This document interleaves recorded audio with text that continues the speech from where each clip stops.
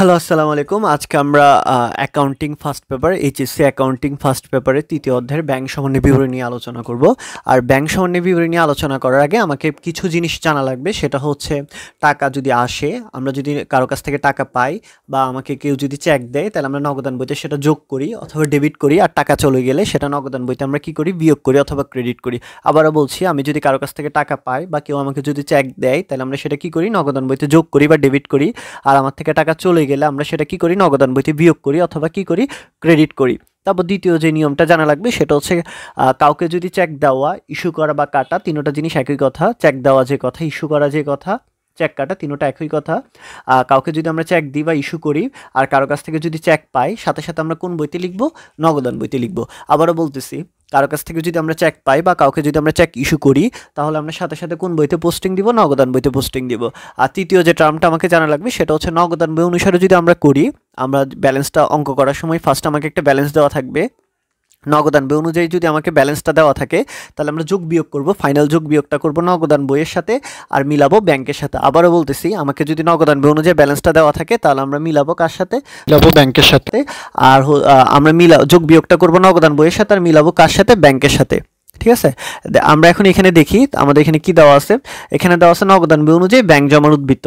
তাহলে আমরা নগদান বই অনুসারে ব্যালেন্সটা দেওয়া আছে, তাহলে আমরা কি করব, যোগ বিয়োগটা। যেহেতু নগদান বই অনুসারে ব্যালেন্সটা দেওয়া আছে, তাহলে আমরা যোগ বিয়োগ করব কার ঘরে, নগদের ঘরে, আর মিলাবো কার সাথে, ব্যাংকের সাথে। ওকে, এখন আমরা অঙ্কটা পড়ি। এখানে বলা আছে তাহমিদ এন্টারপ্রাইজ 2020 সালে 31 ডিসেম্বর তারিখে লেনদেন নির্মুক্ত। তো ফার্স্টে বলা আছে নগদান বই অনুসারে ব্যাংক জমার উদ্বৃত্ত। তাহলে ফার্স্টে আমরা খেয়াল করবো কি বই অনুসারে আমাকে ব্যালেন্সটা দেওয়া আছে। আমাকে ব্যালেন্সটা দেওয়া আছে নগদান বই অনুসারে ব্যাংক জমার উদ্বৃত্ত দেওয়া আছে। মোট কথা হচ্ছে নগদান বই অনুসারে আমার ব্যাংকে টাকা দেওয়া আছে। ব্যাংক জমার উদ্বৃত্ত মানে হচ্ছে আমার ব্যাংকে টাকা আছে। তাহলে আমরা ফার্স্টে ছকটা দেখি। ছকটা এভাবে হবে যে ফার্স্টে ছকটা হচ্ছে যে বিবরণ টাকা টাকা। ফার্স্টে আমাকে কি লিখতে হবে, যে ব্যালেন্সটা দেওয়া আছে সেই ব্যালেন্সটা কথা লিখতে হবে। তাহলে ব্যালেন্স দেওয়া আছে 50,000 টাকা, সেটা কি অনুসারে, নগদান বই অনুসারে ব্যাংক জমার উদ্বৃত্ত দেওয়া আছে। ওকে, এরপর আমরা দেখি, এরপরে আমরা দেখব এরপরে 2 নাম্বার ইয়াটা দেখি, এন্ট্রিটা দেখি। সেখানে বলা আছে ইস্যুকৃত চেক বা চেক কাটা হয়েছে, ব্যাংকে উপস্থাপন করা হয়নি। তাহলে আমরা ফার্স্টে আবারও বলতেছি, ইস্যুকৃত চেক বা চেক কাটা হয়েছে, ব্যাংকে উপস্থাপন করা হয়নি। তাহলে আমরা কি করব, আমরা বলছি ফার্স্টে যে কাউকে চেক দেওয়ার সাথে সাথে বা কারো কাছ থেকে চেক পাওয়ার সাথে সাথে কোন বইতে পোস্টিং দিব, নগদান বইতে পোস্টিং দিব। এখন আমরা ফার্স্টে ধরি আমার নগদে 10 টাকা আছে, ব্যাংকে 10 টাকা আছে। ঠিক আছে, তাহলে চেক ইস্যু করার সাথে সাথে আমরা কোন বইতে পোস্টিং দিব, নগদান বইতে পোস্টিং দিব। তাহলে নগদান বইতে আমি 2 টাকা কি করে দিব, মাইনাস করে দিব। ঠিক আছে, তারপর এরপর তাহলে নগদান বইতে আমার ব্যালেন্সটা কত দেখাচ্ছে, 8 টাকা দেখাচ্ছে, কিন্তু ব্যাংকে কি করতেছে, 10 টাকা দেখাচ্ছে। ব্যাংকে উপস্থাপিত হয়নি, সে তো ব্যাংক থেকে কি করে না, টাকাটা উঠে নিয়ে যায়নি। আবারও বলতেছি, বলছে চেক ইস্যু করা হয়েছে। ঠিক আছে, চেক কাটা, চেক ইস্যুকৃত চেক বা চেক কাটা হয়েছে, ব্যাংকে উপস্থাপন করা হয়নি। তাহলে আমি চেক ইস্যু করার সাথে সাথে কোন বইতে পোস্টিং দিব, নগদান বইতে পোস্টিং দিব। ঠিক আছে, তাহলে আমরা চেক ইস্যু করা, আমরা ফার্স্টে ধরি দুইটা ব্যালেন্স 10 টাকা আছে, ব্যালেন্সে কোনো ঝামেলা নাই। তাহলে চেক ইস্যু করার সাথে সাথে আমরা কোন বইতে পোস্টিং দিব, নগদান বইতে পোস্টিং দিব। চেক ইস্যু করা মানে কাউকে চেক দেওয়া। তাহলে কাউকে যদি আমরা চেক দিই, তাহলে আমি নগদান বইতে ব্যালেন্সটা বাড়াই দিব না কমাই দিব। আমি যদি কাউকে টাকা দিই বা চেক দিই, তাহলে আমার ব্যালেন্সটা কমে যাবে নগদান বইতে। কেন? কারণ আমি ফার্স্টে বলছি কাউকে চেক দেওয়া বা কারো কাছ থেকে চেক পাইলে ফার্স্টে কোন বইতে পোস্টিং দিব, নগদান বইতে পোস্টিং দিব। তাহলে আমি নগদান বইতে পোস্টিং দিলাম 2 টাকা। চেক যেহেতু ইস্যু করছে, আমার থেকে টাকা চলে যাবে, সেজন্য আমরা 2 টাকা মাইনাস করলাম। তাহলে আমার নগদান বই অনুসারে ব্যালেন্সটা কত টাকা দেখাচ্ছে, 8 টাকা দেখাচ্ছে। কিন্তু ব্যাংকে তো উপস্থাপিত হয়নি, ব্যাংক থেকে তো সে উঠে নিয়ে যায়নি। তাহলে ব্যাংকে ব্যালেন্স কত টাকা রয়ে গেছে, 10 টাকা রয়ে গেছে। এখন আমরা কি বই অনুযায়ী করতেছি অঙ্কটা, আমরা অঙ্কটা করতেছি কি বই অনুযায়ী, নগদান বই অনুসারে। তাহলে নগদান বই অনুসারে করলে আমরা যোগ বিয়োগ করবো কার সাথে, নগদের ঘরে, মিলাবো কার সাথে, ব্যাংকের সাথে। তাহলে ব্যাংকের সাথে মিলাইতে হলে নগদান বইতে কি করা লাগবে, যোগ 2 টাকা কি যোগ করা লাগবে না বিয়োগ করা লাগবে, যোগ করা লাগবে 2 টাকা। তাহলে আমার ব্যালেন্সটা 10 টাকা হবে। তার মানে হচ্ছে এই আইটেমটা কিসের হবে, যোগের দিকে হবে। তাহলে আমরা এবার অঙ্কতে দেখি, নগদান বই অনুসারে ইস্যুকৃত চেক বা চেক কাটা হয়েছে, ব্যাংকে উপস্থাপন করা হয়নি, আমরা যোগের দিকে লিখলাম। আচ্ছা, ঘরটার কথা আর একটু বলি। ঘর হচ্ছে বিবরণ টাকা টাকা। আমরা ফার্স্টে যে ব্যালেন্সটা দেওয়া থাকে সেটা লিখবো, তারপর যোগের আইটেম দিয়ে আমি কিছু ঘর অর্ধেক যোগের আইটেম করব, আর তারপর অর্ধেকে বিয়োগের আইটেম লিখে কিছু ঘর খালি রাখবো লিখার জন্য আর কি।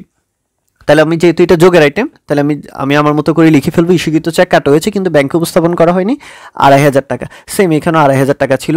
আমরা যদি এখানে দেখি, তাহলে এখানে কত টাকা ছিল, ইস্যুকৃত চেক কাটা হয়েছে, উপস্থাপিত হয়নি, কত টাকা, 2,500 টাকা। 2,500 টাকা যোগের দিকে লিখে ফেললাম। তারপর বলা হচ্ছে চেক জমা দেওয়া হয়েছে কিন্তু ব্যাংক কর্তৃক আদায় হয়নি। চেক জমা দেওয়া হয়েছে চেক জমা দেওয়া হয়েছে কিন্তু ব্যাংক কর্তৃক আদায় হয়নি। তাহলে আমরা প্রথমে বলছি কাউকে যদি চেক দিই অথবা কারো থেকে যদি চেক পাই তাহলে আমরা কি করি, কোন বইতে পোস্টিং দিব, সাথে সাথে নগদান বইতে পোস্টিং দিব। ঠিক আছে, কোন বইতে পোস্টিং দিব, নগদান বইতে পোস্টিং দিব। তাহলে চেক জমা দেওয়ার সাথে সাথে আমি নগদান বইতে কি করব, ব্যালেন্সটা বাড়াই দিলাম। ঠিক আছে, তাহলে আমার নগদান বইতে ব্যালেন্স কত টাকা দেখাচ্ছে, 12 টাকা দেখাচ্ছে। ব্যাংকে তো জমা হয়নি, ওরা বলছে কি চেক জমা দেওয়া হয়েছে কিন্তু ব্যাংক কর্তৃক আদায় হয়নি। তাহলে ব্যাংক যদি আদায় না করতে পারে তাহলে ব্যাংকে তো অ্যামাউন্টটা আর বাড়তেছে না, ব্যাংকে কত টাকা দেখাচ্ছে, 10 টাকা দেখাচ্ছে। ঠিক আছে, ব্যাংকে ব্যালেন্স 10 টাকা রয়ে গেছে। এখন আমরা যদি সমান করতে চাই তাহলে যেহেতু আমরা নগদান বই অনুসারে করতেছি তাহলে আমরা সমান করতে হলে কি করতে হবে, নগদান বইতে ব্যালেন্সটা কি করা লাগবে, 2 টাকা বিয়োগ করা লাগবে। তার মানে হচ্ছে এই আইটেমটা কিসের, বিয়োগের আইটেম। আবারও বলতেছি চেক জমা দেওয়া হয়েছে কিন্তু ব্যাংক কর্তৃক আদায় হয়নি। তাহলে চেক জমা দেওয়ার সাথে সাথে আমরা কোন বইতে এন্ট্রি করি, আমরা ফার্স্টে বলছিলাম চেক ইস্যু করা বা চেক জমা দেওয়ার সাথে সাথে আমরা নগদান বইতে এন্ট্রি করি। তাহলে আমরা 10 টাকার সাথে ফার্স্টে আমরা কি করলাম, নগদান বইতে 2 টাকা বাড়াই দিলাম। তাহলে নগদান বই অনুসারে আমার ব্যালেন্স কত টাকা দেখাচ্ছে, 12 টাকা দেখাচ্ছে। ঠিক আছে, কিন্তু ব্যাংকে তো উপস্থাপিত হয়নি। ব্যাংকে যদি চেক না নিয়ে যায় বা ব্যাংক যদি সেটা আদায় না করতে পারে তাহলে তো সেটার কি করতে হয়নি, সেটা তার বাড়ে নাই ব্যালেন্সটা। তাহলে ব্যাংকে কত টাকা দেখাচ্ছে, 10 টাকা দেখাচ্ছে। তাহলে এবার আমি নগদান বই অনুসারে যেহেতু করতেছি তাহলে ফাইনাল যোগ বিয়োগটা কার সাথে করব, নগদের ঘরে করব, আর মিলাবো কার সাথে, ব্যাংকের সাথে। তাহলে এখানে ব্যাংকে 10 টাকা, নগদ হচ্ছে কত টাকা, 12 টাকা দেখাচ্ছে। তাহলে সমান করতে হলে আমাকে নগদান বইতে কি করা লাগবে, যোগ করা লাগবে না বিয়োগ করা লাগবে, আইটেমটা বিয়োগ করা লাগবে। তার মানে হচ্ছে আইটেমটা কিসের দিকে হবে, বিয়োগের দিকে হবে। তাহলে চেক জমা দেওয়া হয়েছে কিন্তু ব্যাংক থেকে আদায় হয়নি কত টাকা, 1500 টাকা। এটা কিসের দিকে হবে, বিয়োগের দিকে হবে। তাহলে আমরা দেখি এখানে চেক জমা দেওয়া হয়েছে, ব্যাংক থেকে আদায় হয়নি কত টাকা, 1500 টাকা, বিয়োগের দিকে লিখলাম। ওকে, এরপর এন্ট্রিটা দেখি। এরপর বলছে পাওনাদার কর্তৃক ইস্যুকৃত মোট 5000 টাকার মোট 3টি চেকের মধ্যে 4000 টাকার চেক ব্যাংক কর্তৃক 31 ডিসেম্বরের মধ্যে পরিশোধিত হয়েছে। আবার বলতেছি পাওনাদারকে ইস্যুকৃত মোট 5000 টাকার চেক, 5000 টাকার মোট 3টি চেক। এই কথাটার মানেটা হচ্ছে আমি পাওনাদারকে মোট 3টা চেক দিছি, 3টা চেকের মোট ভ্যালুটা হচ্ছে কত টাকা, 5000 টাকা। ঠিক আছে, আবারও বলতেছি আমি 5000 পাওনাদারকে টোটাল 3টা চেক দিছি, এই 3টা চেকের মোট ভ্যালুটা হচ্ছে কত টাকা, 5000 টাকা।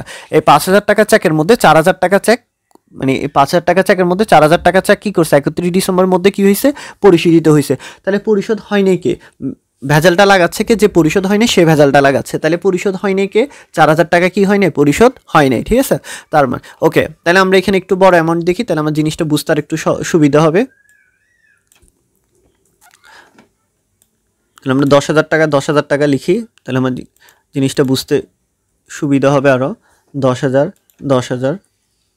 ওকে, তাহলে পাওনাদার কি ইস্যু করছি কত টাকা, 5000 টাকা চেক ইস্যু করছি। তাহলে পাওনাদার কি ইস্যু করার সাথে সাথে আমরা কি করি, কোন বইতে পোস্টিং দিই, নগদান বইতে পোস্টিং দিই। তাহলে পাওনাদার কি ইস্যু করা মানে কি, আমি চেক দেওয়া না কারো ওর থেকে চেক পাইছি। পাওনাদার কি ইস্যু করছি মানে আমি চেক দিছি, তার মানে হচ্ছে আমার কি হবে, টাকা বাড়ি যাবে না কমে যাবে, কমে যাবে। পাওনাদার আমার থেকে টাকা পাবে, আমি যদি তাকে চেক দিই তাহলে আমার টাকা কমে যাবে। তাহলে চেক দেওয়ার সাথে সাথে আমি নগদান বইতে কি করব, ব্যালেন্সটা কমাই দিলাম 5000 টাকা। কিন্তু ব্যাংকে উপস্থাপিত হয়েছে কত টাকা, 4000 টাকা চেক ব্যাংকে উপস্থাপিত হয়েছে। কথাটার মানে হচ্ছে 4000 টাকা ব্যাংক থেকে ওরা নিয়ে গেছে। তাহলে ওরা 4000 টাকা ব্যাংক থেকে নিয়ে গেছে। ঠিক আছে, 4000 টাকা নিয়ে গেছে। তাহলে এখন নগদান বইতে ব্যালেন্স কত টাকা দেখাচ্ছে, নগদান বইতে ব্যালেন্স দেখাচ্ছে 5000 টাকা, আর ব্যাংকে ব্যালেন্স দেখাচ্ছে কত টাকা, 6000 টাকা। ঠিক আছে, তাহলে এখানে একটা গড় মিল হচ্ছে। তাহলে আমি কি বই অনুযায়ী করতেছি, নগদান বই অনুযায়ী করতেছি। তাহলে আমাকে নগদান বই অনুসারে করলে আমার যোগ বিয়োগটা কার গড়ে হবে, নগদের গড়ে হবে, আর মিলাবো কার সাথে, ব্যাংকের সাথে। তাহলে নগদের সাথে যোগ বিয়োগ করবো, তাহলে সমান দুইটা ব্যালেন্স। তাহলে আমরা দেখি আমার এখানে ব্যালেন্স আছে 5000 টাকা, পাওনাদার কি ইস্যু করলাম 5000 টাকা চেক। তাহলে এখানে ব্যালেন্স আছে 10,000 থেকে 5000 চলে গেলে 5000 টাকার, ব্যাংকে থেকে ওরা নিয়ে গেছে 4000 টাকা। তাহলে ব্যাংকে ব্যালেন্স আছে কত টাকা, 6000 টাকা। তাহলে সমান করতে হলে আমি কি অনুসারে করতেছি, নগদান বই অনুসারে করতেছি। তাহলে সমান করতে হলে নগদের ঘরে কি করা লাগবে, 1000 টাকা প্লাস করা লাগবে। কেন 1000 টাকা, কারণ ব্যাংকে ব্যালেন্স 6000 টাকা আর নগদে কত টাকা আছে, 5000 টাকা আছে। আমি কি অনুসারে করতেছি, নগদান বই অনুসারে করতেছি। তাহলে নগদান বই অনুসারে করলে আমি যোগ বিয়োগটা করবো নগদের ঘরে, কিন্তু মিলাবো কার সাথে, ব্যাংকের সাথে। তাহলে ব্যাংকের সাথে মিলাইতে হলে এখানে কি করা লাগবে, 1000 টাকা প্লাস করা লাগবে। তাহলে এই আইটেমটা কিসের দিকে হবে, প্লাসের দিকে হবে, আর অ্যামাউন্টে কত টাকা হবে, 1000 টাকা হবে। এখন আমরা দেখি, তাহলে এখানে লিখলাম পাওনাদার কি ইস্যুকৃত চেক ব্যাংক কর্তৃক পরিশোধিত হয়নি 5000 মাইনাস 4000 সমান 1000 টাকা। আমি কিন্তু এখানে কত টাকা লিখছি, 1000 টাকাটা লিখছি। ঠিক আছে, ওকে। তারপর আমরা দেখি এরপর আইটেমটা দেখি। এরপরে বলছে দেনাদার কর্তৃক সরাসরি ব্যাংকে জমা কিন্তু কি হয় না, নগদানভুক্ত হয়নি। এখানে একটু ভালো করে খেয়াল করি, এখানে আমাকে বলেই দিছে কি করা হয়নি, নগদানভুক্ত হয়নি। ঠিক আছে, ব্যাংকে জমা দিছে, দেনাদার সরাসরি কোথায় জমা দিছে, ব্যাংকে জমা দিছে। তাহলে আমরা যদি ঠিক করি এটাতে, আমরা 10 করে লিখি, তাহলে আমাদের জন্য সুবিধা হবে।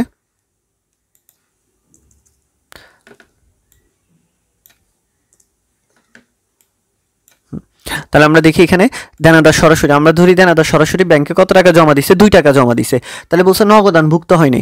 আমি আবার আইটেমটা দেখি, বলছে দেনাদার সরাসরি ব্যাংকে জমা যা নগদানভুক্ত নেই, তাহলে এখানে বলি দিছে নগদানভুক্ত হয়নি, তার মানে হচ্ছে কোথায় লিখ হয়েছে, ব্যাংকে লিখ হয়েছে। আর দেনাদার যেহেতু সরাসরি ব্যাংকে জমা দিছে, তাহলে ব্যালেন্সটা বাড়ছে কোথায়, ব্যাংকের ঘরে। তাহলে ব্যাংকে 2 টাকা বাড়ছে, তাহলে ব্যাংকে ব্যালেন্স কত টাকা দেখাচ্ছে, 12 টাকা দেখাচ্ছে, কিন্তু নগদে তো বাড়ে নাই, নগদানভুক্ত হয় নাই, নগদে তো আর বাড়ে নাই, নগদে কত টাকা দেখাচ্ছে, 10 টাকা দেখাচ্ছে। এখন আমি কি বই অনুসারে করতেছি, নগদান বই অনুসারে করতেছি, তাহলে আমাকে যোগ বিয়োগটা করতে হবে কার ঘরে, নগদের ঘরে। তাহলে নগদের ঘরে যদি যোগ বিয়োগ করতে হয়, তাহলে দুইটা ব্যালেন্স সমান করার জন্য নগদে কি করা লাগবে, প্লাস 2 টাকা করা লাগবে। তার মানে হচ্ছে এই আইটেমটা কিসের দিকে হবে, প্লাসের ঘরে হবে, ঠিক আছে। তাহলে দেনাদার কর্তৃক সরাসরি অর্থ পরিশোধ নগদানভুক্ত হয়নি, এটি কিসের ঘরে হবে, যোগের ঘরে হবে, ঠিক আছে। এই তো দেনাদার কর্তৃক সরাসরি ব্যাংকে জমা 6000 টাকা আমরা যোগের ঘরে লিখে দিলাম। ওকে, এরপর আইটেমটা দেখি,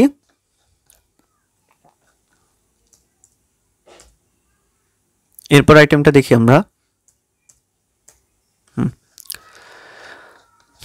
এরপর আইটেমটা দেখি, বলছে ব্যাংক কর্তৃক প্রদেয় বিলের অর্থ পরিশোধ 2500 টাকা কিন্তু নগদানভুক্ত হয়নি। তাহলে ব্যাংক কর্তৃক প্রদেয় বিলের অর্থ পরিশোধ, তাহলে ব্যাংক প্রদেয় বিলের অর্থ পরিশোধ করছে, এখানেও বলে দিছে নগদানভুক্ত হয়নি, তার মানে হচ্ছে কোথায় লিখ হয়েছে, ব্যাংকে লিখ হয়েছে। আর ব্যাংক কর্তৃক যেহেতু পরিশোধ করা হয়েছে, তাহলে টাকাটা তো ব্যাংক থেকে গেছে। ওকে, তাহলে আমরা দেখি আইটেমটা কিভাবে করব। তাহলে প্রদেয় বিলের যদি অর্থ পরিশোধ করে, তাহলে ব্যাংকে কি টাকা বাড়বে না কমবে, আচ্ছা। প্রদেয় বিলের যদি অর্থ পরিশোধ করে, ফার্স্ট আমি দেখি 10 টাকা, উভয় দিকে 10 টাকা 10 টাকা আছে, আমার ব্যালেন্সে কোনো ঝামেলা নাই। এখন ব্যাংক যদি প্রদেয় বিলের অর্থ পরিশোধ করে, তাহলে ব্যাংক থেকে 2 টাকা কি হয়ে যাবে, কমে যাবে, আমরা ধরলাম 2 টাকা। তাহলে এখন আমার এখানে ব্যালেন্স কত টাকা দেখাচ্ছে, 8 টাকা দেখাচ্ছে। এখন নগদান বইতে কত টাকা দেখাচ্ছে, 10 টাকা দেখাচ্ছে, নগদান বইতে তো লিখা হয়নি, নগদান বইতে কত টাকা দেখাচ্ছে, 10 টাকা দেখাচ্ছে। এখন দুইটা ব্যালেন্স যদি আমি সমান করতে চাই, যেহেতু আমি নগদান বই অনুসারে করতেছি, আমাকে ফার্স্টে বলে দেওয়া আছে নগদান বই অনুসারে ব্যাংক জমার উদ্বৃত্ত, নগদান বই অনুসারে করতেছি, তাহলে যোগ বিয়োগ করবো কার সাথে, নগদের সাথে মিলাবো ব্যাংকের সাথে।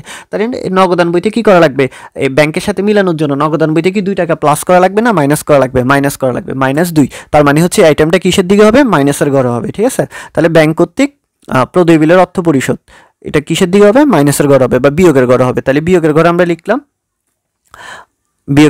লিখলাম, ব্যাংক কর্তৃক প্রদেয় বিলের অর্থ পরিশোধ 2500 টাকা, এটা আমরা বিয়োগের ঘরে লিখলাম, ঠিক আছে। এরপরে আমরা দেখি, এরপর আইটেমটা দেখি,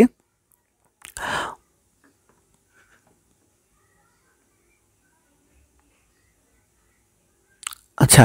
এরপরে লিখলাম জমাকৃত চেক ব্যাংক বিবরণীতে ক্রেডিট করা হয়নি, ঠিক আছে। আচ্ছা, জমাকৃত চেক ব্যাংক বিবরণীতে ক্রেডিট করা হয়নি, তার মানে হচ্ছে এটা কোথায় লিখা হয়নি, ব্যাংকে লিখা হয়নি, ঠিক আছে। আমরা ব্যাংক জমা দিলে নগদান বইতে যদি ডেবিট করি, ব্যাংকে সেটা কি করবে, ক্রেডিট করবে। তার মানে হচ্ছে আমরা ব্যাংকে চেক ব্যাংকে জমা দিছি, সেটা ব্যাংকেও মানে ব্যাংকে এখনো জমা করতে পারে নাই, কিন্তু আমরা নগদান বইতে লিখে ফেলছি। ওকে, তাহলে এখানে আমরা ফার্স্টে বলছিলাম যে ব্যাংক আমরা যদি চেক জমা দিই, চেক জমা দেওয়ার সাথে সাথে আমরা কোন বইতে লিখি, নগদান বইতে লিখি, ঠিক আছে। তাহলে আমরা নগদান বইতে লিখলাম, আগে এগুলো মুছে ফেলি। আমরা ফার্স্টে দুই জায়গায় আমার ব্যালেন্স 10 টাকা 10 টাকা আছে, তাহলে আমরা যদি নগদান বইতে লিখি, ফার্স্ট আমরা যেহেতু চেক জমা দেওয়া হয়েছে, ব্যাংক বিবরণীতে লিখা হয়নি, তাহলে আমরা চেক জমা দেওয়ার সাথে সাথে নগদান বইতে কি করব, ব্যালেন্সটা বাড়াই দিলাম 2 টাকা, ঠিক আছে।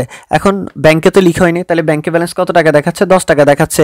এখন আমি যদি দুইটা ব্যালেন্স সমান করতে চাই, এখন আমার এখানে 12 টাকা দেখাচ্ছে, আর এখানে কত টাকা দেখাচ্ছে, 10 টাকা দেখাচ্ছে। এখন দুইটা ব্যালেন্স যদি আমি সমান করতে চাই, তাহলে আমি নগদের ঘরে কি করা লাগবে, যেহেতু আমি নগদান বই অনুসারে করতেছি, প্লাস মাইনাসটা নগদের ঘরে করা লাগবে। তাহলে নগদান বইতে দুইটা ব্যালেন্স মিলানোর জন্য 2 টাকা কি করা লাগবে, মাইনাস করা লাগবে। তার মানে হচ্ছে এই আইটেমটা কিসের ঘরে হবে, মাইনাসের ঘরে হবে, ঠিক আছে। দেখেন আমরা এখন দেখি এটা কিসের ঘরে লিখছে, মাইনাসের ঘরে লেখা আছে। ব্যাংক জমাকৃত চেক ব্যাংক বিবরণীতে ক্রেডিট করা হয়নি, এটা কিসের দিকে আছে, মাইনাসের ঘরে আছে। ওকে, এরপরেরটাতে দেখি আমরা, এরপরে এটা একটু গুরুত্বপূর্ণ, যে ব্যাংক কর্তৃক 1500 টাকার প্রাপ্য বিল 1500 টাকার বিল 1200 টাকা বাট্টা করা হয়েছে, কিন্তু নগদান বইতে সম্পূর্ণ টাকা লেখা হয়নি। মানে আমার কাছে একটা বিল আছে, বিলটার দাম হচ্ছে 1500 টাকা, আমি ব্যাংকে গেলাম, আমার টাকা লাগতেছে, ব্যাংক আমাকে 1200 টাকা দিছে, আর 300 টাকা ওরা কেটে রেখে দিছে, যেহেতু বিলটার মেয়াদ হচ্ছে আর কত, 1 মাস পরে বা 2 মাস পরে, ঠিক আছে। তা আমরা আবার বলতেছি জিনিসটা কি, প্রাপ্য বিলের জিনিসটা কি, ধরেন আমার কাছে এখন একটা বিল আছে, বিলটার মেয়াদ হচ্ছে আর 1 মাস পরে, কিন্তু আমার এখন টাকা লাগতেছে ইমার্জেন্সি, আমি ব্যাংকে গেলাম, ব্যাংক আমার থেকে বিলটা রেখে দিয়ে ওরা আমাকে তো ফুল টাকা দিবে না, ওরা আমাকে কমাই দিবে, ওরা আমাকে 1200 টাকা দিল। আর যখন 1 মাস পরে ব্যাংক এটা ভাঙাবে, তখন ব্যাংক কত টাকা ভাঙাবে, 1500 টাকা নিবে, তাহলে ব্যাংকের এখানে হচ্ছে 300 টাকা লাভ হবে, ঠিক আছে, তাহলে একটা 1500 টাকার বিল আমি সেটা কত টাকা বাট্টা করলাম, 1200 টাকায় ভাঙাইলাম। বাট্টা করা মানে হচ্ছে ভাঙানো। তাহলে 1500 টাকার বিল আমি কত টাকায় ভাঙাইলাম, 1200 টাকা ভাঙাইলাম। তার মানে হচ্ছে এখানে আমি কত টাকা পাইছি, আমি পাইলাম 1200 টাকা। ঠিক আছে, 1500 টাকার বিলটার দাম, বাট আমি পাইছি কত টাকা, 1200 টাকা। ওকে, তাহলে আমরা এখানে একটু আইটেমটা একটু বড় লিখি আমাদের বুঝতে সুবিধা হওয়ার জন্য। 10,000, 10,000। এখন আমরা যদি কি করি, আমরা যদি আমরা হচ্ছে যে বিল বাট্টা করছি, ঠিক আছে, হ্যাঁ 1500 টাকার বিল 1200 টাকা বাট্টা করছি, কিন্তু নগদান বইতে সম্পূর্ণ অর্থ লিখে হয়েছে। ঠিক আছে, তাহলে বিল নগদান বইতে সম্পূর্ণ টাকা লিখে হয়েছে। আর ব্যাংকে বিল বাট্টা করি কি, কোথায় আমরা বিলটা বাট্টা করি, ব্যাংকে। তাহলে ব্যাংকে তো আমার ফুল টাকা লিখে হয়েছে, ব্যাংকে কত, সরি ব্যাংকে আমার কত টাকা লিখে হয়েছে, যেটা ভাঙ্গাইছি সেটা আমাকে ব্যাংক দিছে। ব্যাংক তো আর আমাকে 1500 টাকা দেয়নি, ব্যাংক আমাকে দিছে কত টাকা, 1200 টাকা। ঠিক আছে, আবারও বলতেছি জিনিসটা, 1500 টাকার বিল আমি কত টাকায় বাট্টা করছি, 1200 টাকায় বাট্টা করছি। ব্যাংক বাট্টা করা মানে হচ্ছে ভাঙানো। ব্যাংক আমাকে কত টাকা দিছে, আমার অ্যাকাউন্টে 1200 টাকা দিছে। ঠিক আছে, আর কিন্তু আমি নগদান বইতে লিখছি কত টাকা, 1500 টাকা। তাহলে আমরা লিখি আমার ব্যাংক, আমার অ্যাকাউন্টে আমি লিখছি কত টাকা, ব্যাংক আমাকে দিছে 1200 টাকা। ঠিক আছে, ব্যাংক আমাকে দিল 1200 টাকা, কিন্তু আমি লিখলাম, আমি নগদান বইতে ভুল করে কত টাকা লিখলাম, ভুল করে লিখলাম 1500 টাকা লিখলাম। ঠিক আছে, ভুল করে লিখলাম 1500 টাকা। ফুল অর্থটা আমরা কি করছি, নগদান বইতে সম্পূর্ণ টাকা লিখে হয়েছে, বিলটার দাম হচ্ছে 1500 টাকা, নগদান বইতে আমি ফুল টাকাটা লিখে ফেলছি। তাহলে এখন আমরা দেখি আমার ব্যালেন্স কত টাকা, এখানে হচ্ছে 11,500 টাকা আমার নগদান বইতে ব্যালেন্স দেখাচ্ছে। আর এখানে দেখাচ্ছে কত, এখানে দেখাচ্ছে 11,200 টাকা আমার কি করতেছে, ব্যাংকের ঘরে ব্যালেন্স দেখাচ্ছে। এখন দুইটা ব্যালেন্স আমি সমান করব। তাহলে দুইটা ব্যালেন্স সমান করার জন্য আমি নগদান বই অনুসারে যেহেতু করতেছি, নগদান বইতে কি করা লাগবে, যোগ করা লাগবে না বিয়োগ করা লাগবে। নগদান বইতে 300 টাকা কি করা লাগবে, মাইনাস করা লাগবে। ঠিক আছে, তার মানে হচ্ছে একটা বিয়োগের দিকে হবে, আর টাকা কত টাকা হবে, 300 টাকা হবে। ঠিক আছে, এখন আমরা বিয়োগের দিকে দেখি, বিয়োগের দিকে 300 টাকা, বিয়োগের দিকে কত টাকা আছে, 300 টাকা আছে। ব্যাংক কর্তৃক বিল বাট্টা করা হয়েছে, কিন্তু নগদান বইতে সম্পূর্ণ টাকা লিখে হয়েছে, এটা কত টাকা, 300 টাকা বিয়োগের দিকে। এরপরে দেখি, এরপর আমি যে বিষয়টা দেখব সেটা হচ্ছে 9 নাম্বার এন্ট্রিটা। এখানে বলা আছে 3,500 টাকার একটা প্রাপ্য বিল আমি কত টাকা বাট্টা করলাম, 3,000 টাকা বাট্টা করলাম, মানে 3,000 টাকা বাট্টা করে আমি ভাঙ্গাইছি। 3,500 টাকা জিনিস আমি 3,000 টাকায় ভাঙ্গাইলাম। মেয়াদ শেষে, মেয়াদের আগে আমি ভাঙ্গাইছি 3,000 টাকা, মেয়াদ শেষে বিলটি প্রত্যাখ্যিত হয়েছে, কিন্তু নগদান বইতে লিখা হয়নি। তাহলে নগদান বইতে কোন জিনিসটা লিখা হয়নি, মেয়াদ শেষে যে প্রত্যাখ্যিত হয়েছে সেই জিনিসটা আমাকে লিখা হয়নি। ঠিক আছে, আর এখন আমরা বিল নিয়ে একটু কথা বলবো। আমরা ধরলাম এক্স ওয়াইকে একটা কি দিছে, বিল দিছে, এক্স ওয়াইকে দিছে কত টাকা, বিলটার মূল্য হচ্ছে 3,500 টাকা, এক্স ওয়াইকে দিছে। এখন এক্স ওয়াই এই বিলটার মেয়াদের শেষের আগে, বা মেয়াদ বিলটার মাস হচ্ছে বা মেয়াদ হচ্ছে 3 মাস, 3 মাসের আগে 2 মাসে ধরলাম ওয়াইয়ের টাকা লাগতেছে ইমার্জেন্সি, সে ব্যাংকে গেল, ব্যাংকে গিয়ে বিলটা 3,500 টাকার বিল সে 3,000 টাকা ভাঙাইলো। ওকে, আর ম্যাচ শেষে কি করবে, ম্যাচ শেষে ব্যাংক এই বিলটা নিয়ে কত টাকা ভাঙাবে, ম্যাচ শেষে বিলটা থেকে ব্যাংক কত টাকা নিবে, 3,500 টাকা নিবে। আর তাহলে এখানে ব্যাংক দিছে 1 মাস আগে 3,000 টাকা দিছে, ম্যাচ শেষে ব্যাংক নিবে 3,500 টাকা। তাহলে এখানে ব্যাংকের লাভ হচ্ছে কত টাকা, 500 টাকা। ওকে, এখন আমরা দেখি ফার্স্টে 3,500 টাকার বিল আমি কত টাকা ভাঙাইলাম, 3,000 টাকা ভাঙাইলাম। ঠিক আছে, ভাঙাই আমরা কোথায়, নগদ ব্যাংকে ভাঙাই। তাহলে ব্যাংকে 3,000 টাকা ভাঙলো। তাহলে সেম এই জিনিসটা আমাকে বলছে নগদানভুক্ত হয়নি, এই কথাটা বলে না। নগদানভুক্ত হয়েছে যে কি, লাস্টে ম্যাচ শেষে যে প্রত্যাখ্যিত হয়েছে সেটা নগদানভুক্ত হয়নি। তার মানে হচ্ছে এর আগের কথাগুলো কি হয়েছে, নগদান বইতে লিখে হয়েছিল। ঠিক আছে, তাহলে নগদান বইতে এই 3,000 টাকা যে আমি ভাঙাইছি এটা তাহলে নগদান বইতে লিখে হয়েছিল, তাহলে নগদান বইতে এই জিনিসটা লিখে হয়েছে। তাহলে নগদান বইতে 13,000 টাকা ব্যালেন্স আছে, ব্যাংকও ব্যালেন্স কত টাকা, 13,000 টাকা ব্যালেন্স। ঠিক আছে, এই জিনিসটা নিয়ে কোনো ঝামেলা নাই। এখন ম্যাচ শেষে কি হলো, ম্যাচ শেষে ব্যাংক কি করতে পারছে, টাকাটা আদায় করতে পারে নাই। তো ম্যাচ শেষে ব্যাংক যখন টাকাটা আদায় করতে পারে নাই, তখন ব্যাংক আমাকে কত টাকার জন্য ধরবে, ব্যাংক আমাকে ধরবে 3,500 টাকা, কারণ বিলটার দাম হচ্ছে তো 3,500 টাকা। আমি ব্যাংক থেকে কত টাকা নিছি, 3,000 টাকা নিছি, কিন্তু ব্যাংক যখন আমাকে ধরবে তখন কত টাকার জন্য ধরবে, 3,500 টাকার জন্য ধরবে, কারণ এই জিনিসটার দাম তো হচ্ছে 3,500 টাকা। ব্যাংক 500 টাকা লাভ করার জন্য তো আমাকে কি করছে, 3,000 টাকা দিছে, কিন্তু এটার আসলে দাম কত, 3,500 টাকা। তো ব্যাংক আমাকে ধরবে কত টাকার জন্য, 3,500 টাকার জন্য। তাহলে ব্যাংক আমাকে ধরে কি করবে, 3,500 টাকা মাইনাস করে দিবে আমার অ্যাকাউন্ট থেকে। ঠিক আছে, তাহলে আমার অ্যাকাউন্ট থেকে যদি 3,500 টাকা মাইনাস করে দেয়, তাহলে এখন আমার অ্যাকাউন্টে ব্যালেন্স কত টাকা থাকবে, আমার অ্যাকাউন্টে ব্যালেন্স থাকবে, আমার অ্যাকাউন্টে ব্যালেন্স থাকবে কত টাকা, 9,500 টাকা থাকবে। ঠিক আছে, আর আমার এখন অ্যাকাউন্টে দেখাচ্ছে কত টাকা, আমার অ্যাকাউন্টে এখন নগদান বইতে ব্যালেন্স দেখাচ্ছে কত টাকা, এটা তো বলছে নগদান বইতে লিখা হয় না, তাহলে নগদান বইতে দেখাচ্ছে কত টাকা, 13,000 টাকা দেখাচ্ছে। এখন আমি দুইটা ব্যালেন্স সমান করতে হলে নগদান বইতে আমাকে কি করা লাগবে, 3,500 টাকা বিয়োগ করা লাগবে, ঠিক আছে। এখন দুইটা ব্যালেন্স যদি সমান করতে চাই তাহলে আমাকে মাইনাস 3,500 টাকা কি করা লাগবে, নগদান বইতে বিয়োগ করা লাগবে, ঠিক আছে। ওকে, তাহলে এই আইটেমটা কিসের গড় হবে, বিয়োগের গড় হবে, আর টাকার অ্যামাউন্টটা কত হবে, 3,500 টাকা হবে। এখন আমরা দেখি বিয়োগের দিকে কি করেছে, ব্যাংক কর্তৃক সম্পূর্ণ বিলটি প্রত্যাখ্যিত হয়েছে, কিন্তু নগদান বইতে দাখিলা দেওয়া হয়নি কত টাকা, 3,500 টাকা। আমরা 3,500 টাকা লিখলাম। ওকে, এরপরে আইটেমটা দেখি, এরপরে আমরা আইটেমটা এখানে আগে এগুলো ক্লিয়ার করে ফেলি। তারপর হচ্ছে যে এখানে 13,000 টাকা আইটেমগুলো ক্লিয়ার করে রেখে দিই।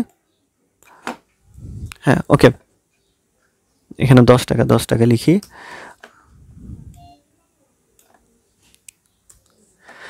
ওকে, এরপর আমরা আইটেমটা এখানে লেখা আছে ব্যাংক কর্তৃক মঞ্জুরকৃত সুদ। তাহলে ব্যাংক মঞ্জুর করছে, সুদ মঞ্জুর করছে মানে কি, ব্যাংক আমাকে সুদ দিছে, ঠিক আছে। ব্যাংক মঞ্জুরকৃত সুদ মানে হচ্ছে ব্যাংক আমাকে সুদ দিছে, কত টাকা সুদ দিছে, 2 টাকা সুদ দিছে আমরা ধরলাম, ঠিক আছে। আর ব্যাংক মঞ্জুরকৃত সুদ কত টাকা ধরলাম আমরা, 2 টাকা।